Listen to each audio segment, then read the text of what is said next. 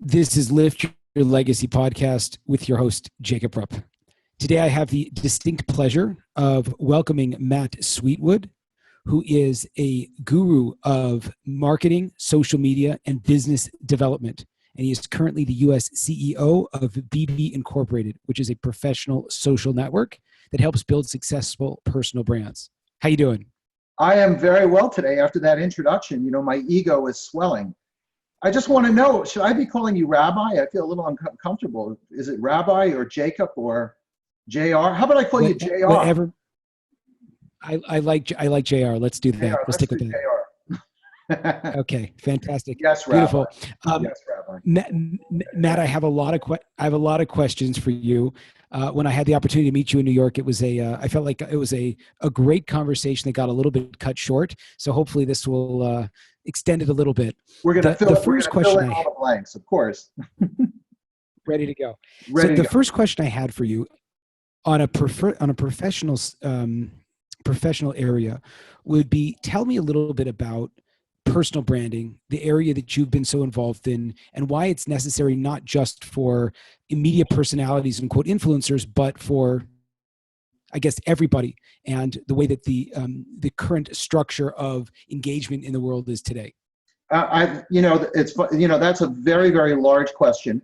And actually, I've written several articles on it. I just, as a matter of fact, had one come out in Entrepreneur magazine on ways that a personal brand will actually make you successful. So personal branding is the wave of the present, and it's going to get bigger as time goes forward. In fact, the company that I run, BB, we are a professional social network that helps people build successful personal brands.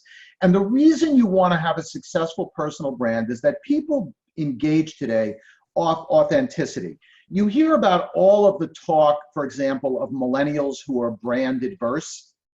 They're brand adverse. What it's meant by that is they're big brand adverse. And they connect on the most deep level with people who are real, who are authentic. And a personal brand is a way for you to show the most engaging and authentic aspects of your personality and your persona and your professional life in a way that attracts people. So in today's world, if you go out there, you have a business and you try to sell your product, it's very hard to get noticed. But if you have an interesting personality and you can bring in those personal aspects, I'm not about private aspects, right? We can talk about that a little later.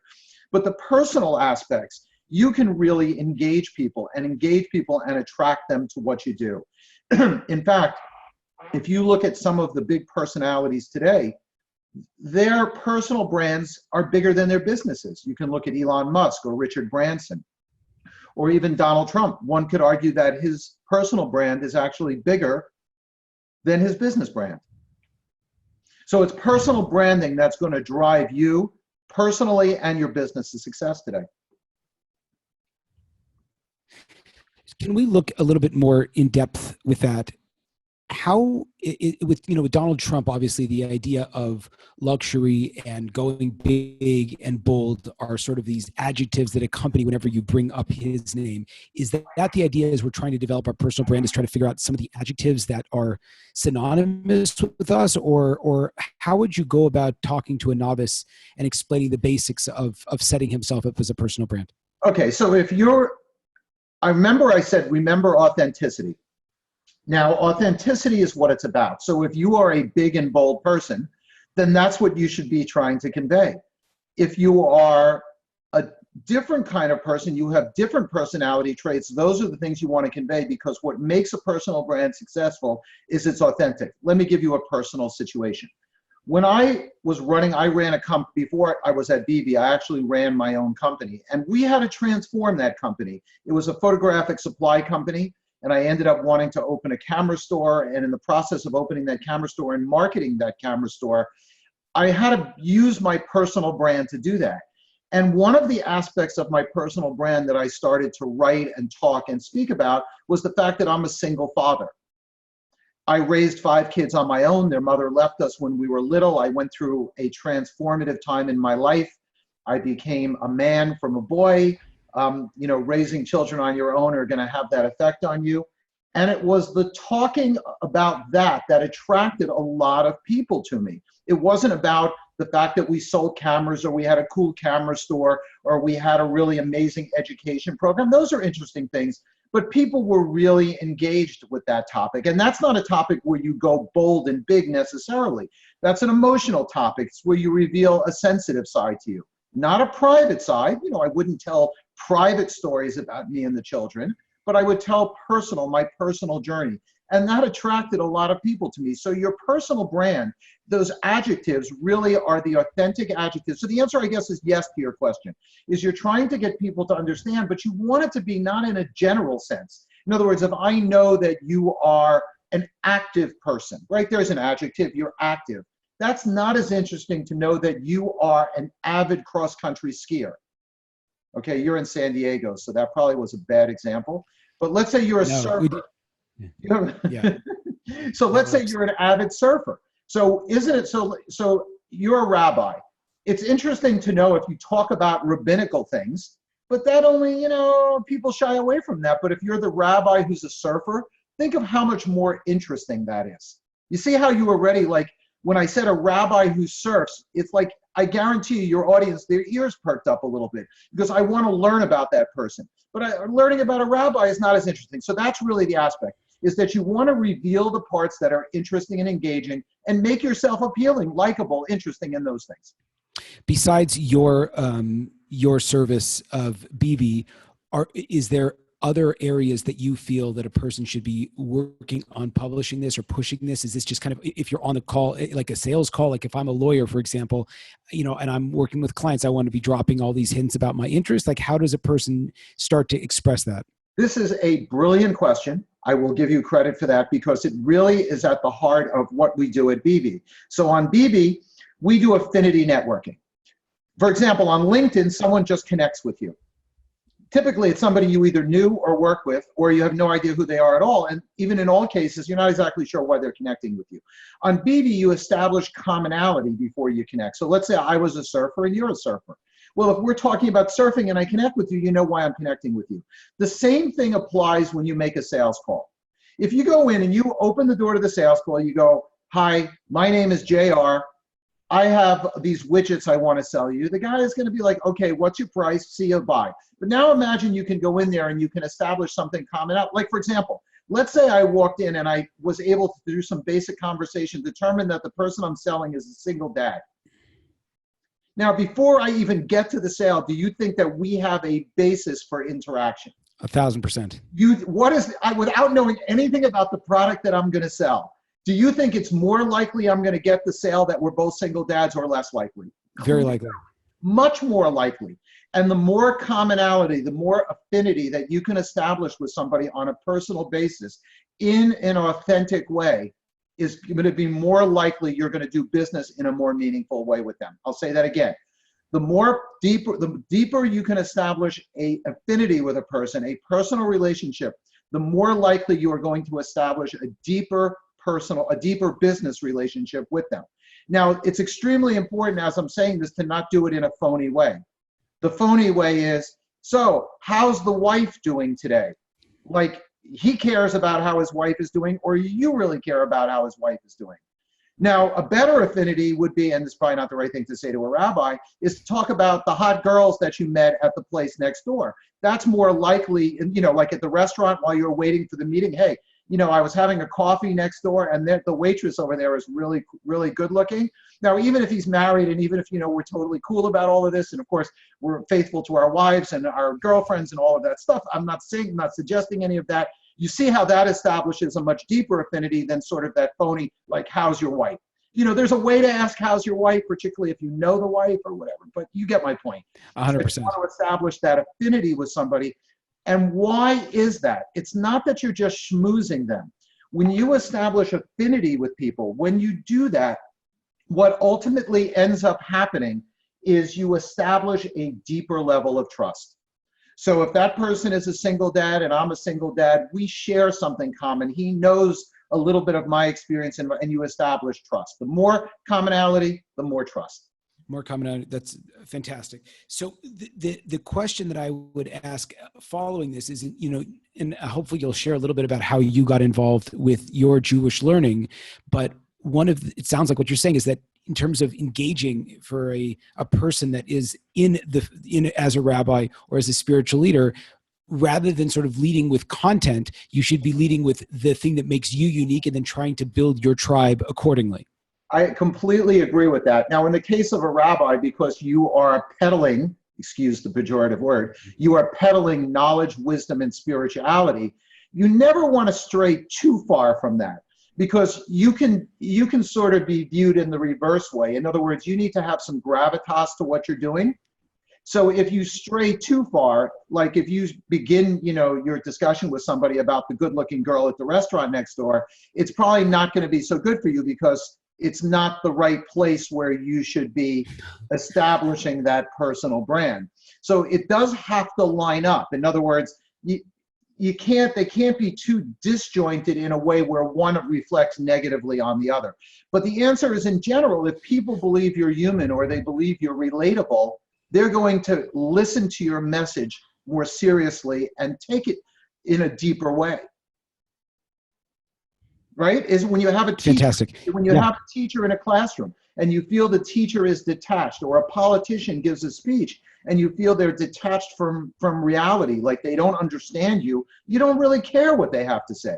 The same thing I would apply to you. So if I were giving you business advice, I would say you want to keep it in a place where people believe you're relatable to them, and you want to share the parts of your personalness that makes you relatable.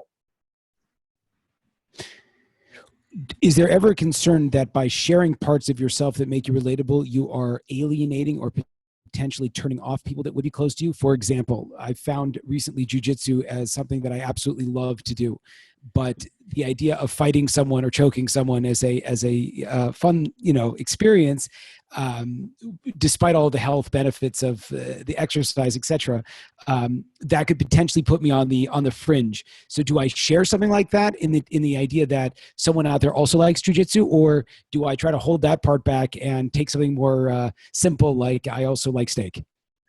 The like steak is a little bit boring, to be honest with you. So you better come up with a better angle on like steak, or nobody's going to really care. I love the jujitsu angle. Look, you can't please all the people. And so, you are in a business where you require fundraising to operate your business. So one clearly needs to be sensitive to their largest donors. But here's the concept, is that while you may alienate somebody here or there with what you do, you'll draw in so many more people, so many new people, that it will clearly make up for that. Now, when you're in business, you don't want to do stupid things. Like, one of the stupid things that I always talk about is anybody who's in business and talks politics is stupid, because whatever they talk about is going to alienate 50% of the world, right? So we're not interested in alienating 50% of the world. But if you upset a few people along the way, particularly if you know them personally, you can try to overcome it on a personal basis. But the goal is to make yourself interesting so you draw people. So that same board member who might be upset at you doing jujitsu will be unupset with you when you draw in 20 new members into the congregation because you're a cool rabbi. And that's really what it ultimately comes down to. Gotcha. To shift gears slightly, you spoke a little bit about the idea of reinventing yourself, and I found your story extremely compelling. Share a little bit about what you went through. 5 children, your wife leaves, and you were running a business at that point. So how did you balance, and how did you deal with that darkness that comes with sort of losing your whole path of what you thought it was going to be? Wow, so you're going for the big questions, right? You don't go, I guess I should expect that from a rabbi. We're not asking, like, how do I like my steak? Exactly. How about, right? You can ask me how. You see what I mean? You see, if you ask me how I like my steak, that's not such an interesting answer. The answer you're going to get to this, a little more interesting. Okay, so first of all, I am writing a book, which I just learned will be out next February, okay? A little bit less than a year from now, about 10 months from now. And the book will be called Man Up. There should give you a little hint of what I had to go through. And that book tells the story of how I made it through that, ran my business, did all of those things. What I will tell you is that the experience, as I sit here now, was the greatest thing that ever happened to me. When it came down and I was sitting there with those little children, I was scared, I was lost, I was frightened. I thought many times about running away to Hawaii and becoming a surfer, and leaving it all behind. I didn't know how I was going to do it. I felt sorry for myself. Woe is me. Wife left me. I thought I would be alone the rest of my life. My kids were in bad shape. I had no idea how I was going to do it. But I quickly learned that God does not give you more than you can handle. And the challenges that you overcome help you grow and help you develop as a human being. And slowly but surely, through the length of time and the loss of my hair, I figured out how to do it, and then quickly realized, not quickly, but eventually realized that my 5 children were the greatest gift that God had ever given to me. I'm sitting here today as we record this. I actually chased 2 of my children out of my apartment who are staying with me. They're in their 20s now. And tomorrow is my youngest daughter's graduation from college. So this is a child, I'll tell the story through her. So this is a child who, when the mother left, was 18 months old. So I was left with a baby. And now I am sitting here going to her college graduation tomorrow. She's going to graduate summa cum laude from Pace University here in New York, essentially at the top of her class. She has a job already lined up for a big bank here in Manhattan. She's a wonderful human being. All of my children are coming in, and we will be here together enjoying this great moment. I've done this over and over through birthdays and graduations. So I feel incredibly blessed. I feel like God handed this to me. It was traumatic, and God does that to people in their lives. They hand them trauma, but it's the courage you show, the willingness you show, and fighting through it and getting there. And then eventually you see that everything happens for the good in the end.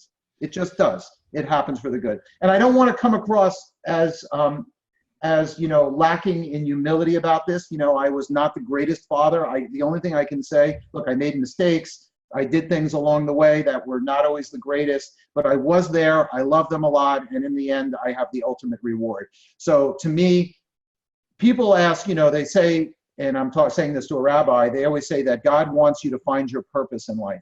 And I struggled for a long time, like, what is my purpose? Am I supposed to run a photo business? Am I supposed to be a personal branding guru? Like, what am I supposed to be? My purpose was to raise 5 kids and turn them into successful, productive human beings. And so I feel really gratified in that perspective in sort of seeing that as my purpose. So I hope that was a little bit of a long-winded answer, but you asked for the deep question. So I'm gonna try to push a little bit more. At what point did you feel that was your purpose? Meaning that, at what sense and what stage along the way were you starting to tell yourself, you know what, actually, this is exactly what I have to do? And did that coincide with when you started writing your blog and talking about it, or was that something that sort of came along as well? Okay, so that really is a late understanding. The understanding of that I had to man up, to deliberately use the title of my book, came just a few years in it. I realized I was sitting around feeling sorry for myself.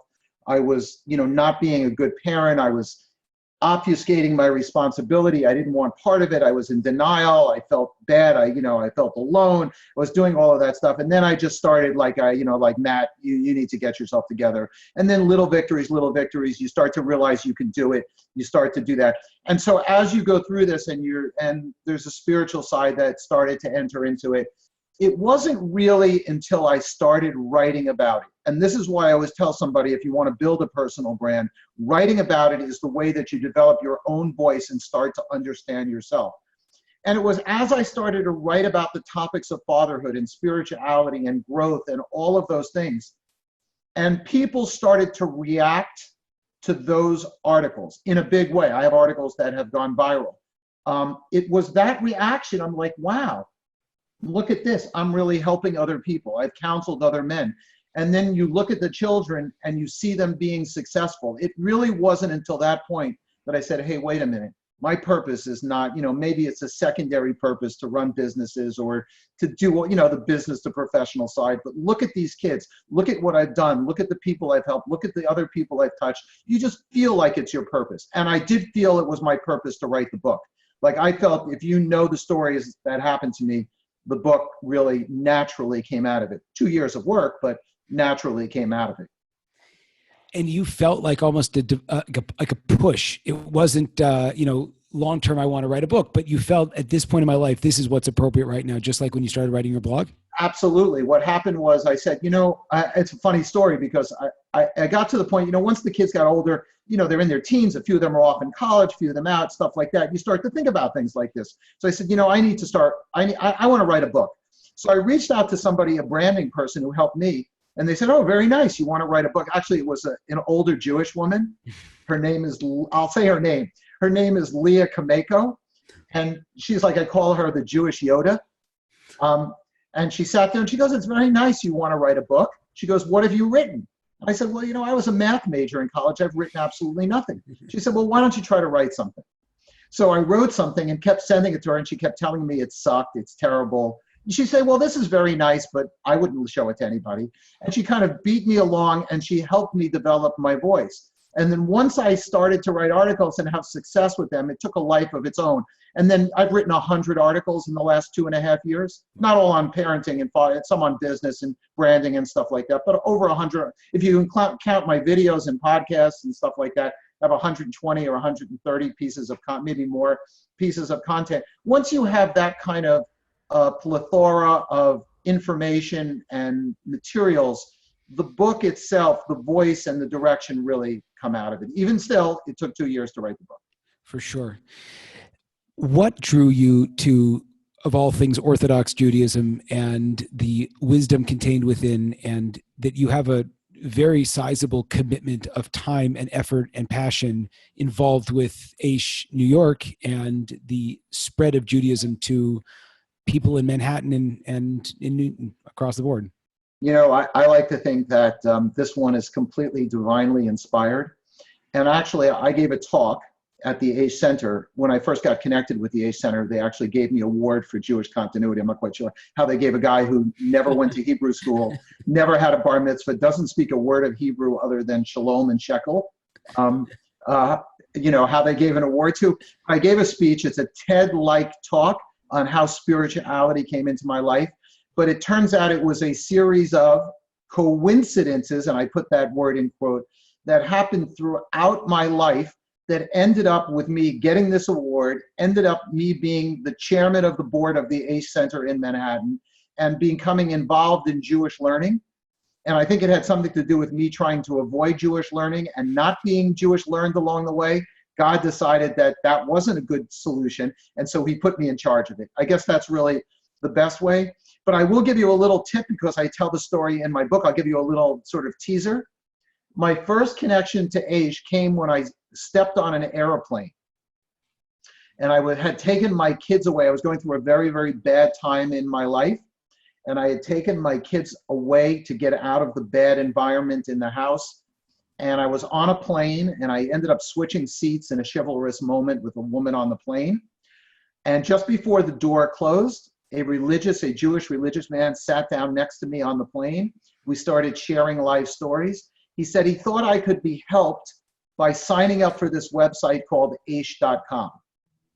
He said the advice, the emails that you get on a daily basis would be very helpful for you.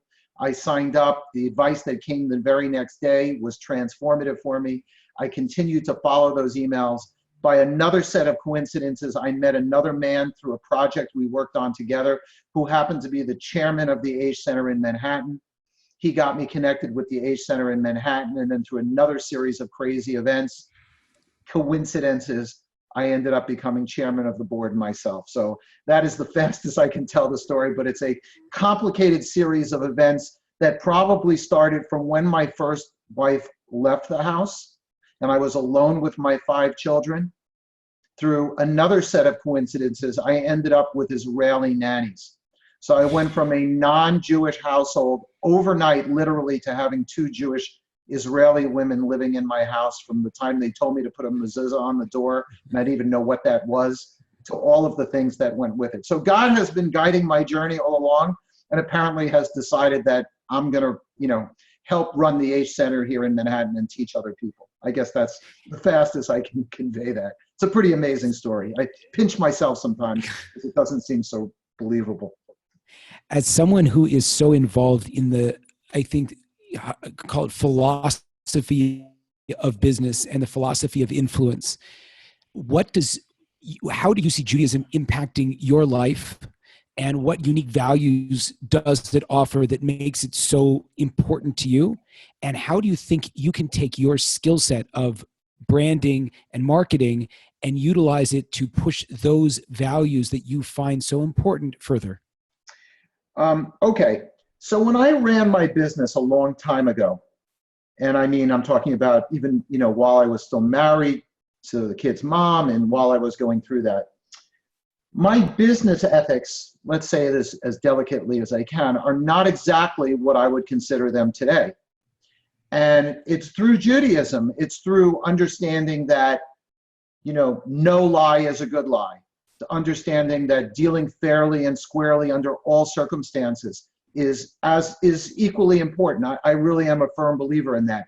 And now I have a saying that actually I use myself that is heavily influenced by Judaism and Jewish thinking, which is, I will do absolutely nothing for money that I wouldn't do otherwise. So money can never get me to do something that I wouldn't do. And I basically use that principle. I repeat that principle many times to myself in business when opportunity presents itself, which, might take the shortcut or might take the less path. And I find that in the end, I sleep better. I feel better about what I've done. Will I have less or more money? I don't know. I trust in God that the end result will be a good one. So I use that philosophy in business, and I think that more business people today should employ that philosophy. I've read in my Aish teachings that God puts more emphasis on the way you do things than the final result. So the means are just as important. And I try to value that, even if sometimes it doesn't always end up with the most amount of money in my pocket if I did it the right way.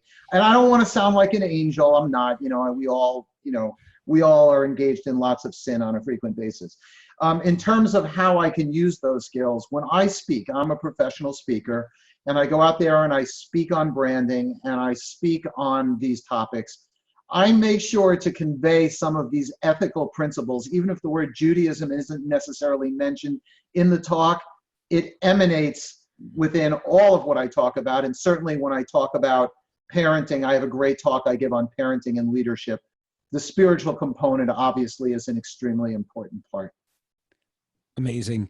As someone that's written so much about parenting and spoken so much about parenting, if you could distill down into 1 or 2 points, what do you think the most important things that a parent has to keep in mind as they go about trying to raise successful children? What would those be?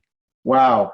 I am always very reluctant to give. So when I say that I write on parenting, I don't write advice articles. Everybody knows their child better than I know their child. And I'm not trying to be Dr. Phil here and telling you to fill out a worksheet and how to be a better. It's just not my style. What I would tell a parent is a couple of things. Number one, make sure your children know that you love them, and make sure they know you're proud of them. You need to do that on a consistent basis from the time they're born until the time you die. You die. Okay? If you do that, things are going to turn out a lot better. I made sure to tell my daughters they're beautiful and smart, and my sons are handsome and smart. I don't want to be sexist here and all of that stuff.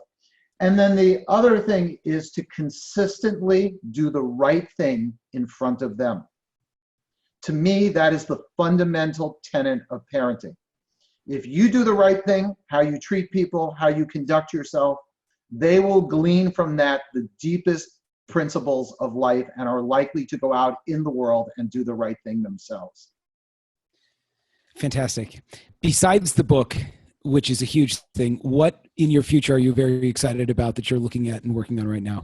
So I've actually started my own little live show that I do on Sunday nights.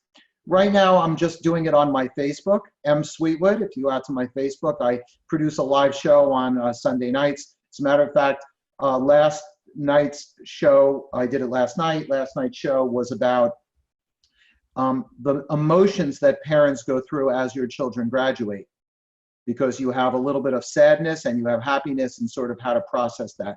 But I'm going to talk on business. I'm going to talk on parenting. I'm going to talk on relationships and dating and personal branding, social media and health and all sorts of stuff. For me, it's a forum to talk about that. And I'm hoping that that show will end up being, get a great audience and be a forum for really to sell my book and to discuss these topics, which really help people have what I call a big life, which is a life worth living. Why did you pick Facebook and not YouTube? Great question. Facebook, people can interact with you. Facebook Live allows people to real time, and I take questions. You know, I like the format that we're doing right now. Imagine if it was just one-sided. It's not. It's good. Facebook, people can tell their own stories. They can tell the one I did before, which was the topic I talked about was how do you deal with the fact Mother's Day when there's no mother in the house? Well, a lot of people talked about, you know, their own personal experiences about their mother passed away. There was another gentleman there that he's taking care of his children he talked about. So it's an opportunity to interact with the audience, and I really like that real-time interaction. So Facebook will be the way to do it. Eventually, I'll move it on to a more broadcast medium where we'll have quote-unquote callers. They won't be callers. I use callers as an old-fashioned term, where they'll be able to use social media to communicate on the show. Is that a specific time or when you...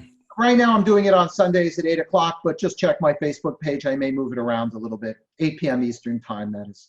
Amazing. Please tell everyone where they can find you, follow you. The book's not out yet. Hopefully you'll come back when the book is launching. We'd love to have you back. I have tons of more questions for you. Fair enough. To find me, okay, because I am supposed to be a branding expert, guru, you have to know the word Sweetwood. That's MSWEETWOOD. That's my website. And it's every social handle: Twitter, Instagram, Facebook, LinkedIn, BB, all the platforms, Sweetwood, @Sweetwood. You can find me, msweetwood.com. Last question. How much time do you spend updating and working on those social media channels? And do you have help to do that, or is that just you? I know that's like a huge question, but no, it's an easy question. I'll answer it very easily for you. In terms of help, I actually do have several people who help manage I have a business, and they help manage some of my social aspects. For example, my Instagram, my Twitter, and my Facebook, anything that's posted there is 100% mine. But some of the mechanics of managing the sites and the posting and stuff are handled by my team. In terms of how much time, I'll answer the question or avoid the question in the following way. My most tweeted saying of all time is that social media is not something you do, it's a lifestyle. And so social media for me and engaging with audience out there and helping people through that is my lifestyle. So I do it pretty frequently. I try not to let it interfere with the personal aspects of my life, though I might be guilty of that on some occasions, but c'est la vie. Okay, Matt Sweetwood, thank you very much. I appreciate it. Thank you, JR. Rabbi. It was a pleasure being on, and I hope to do it again, too. I'm going to have you on my show sometime. I'd love that. Thank you very much. Thanks for having me.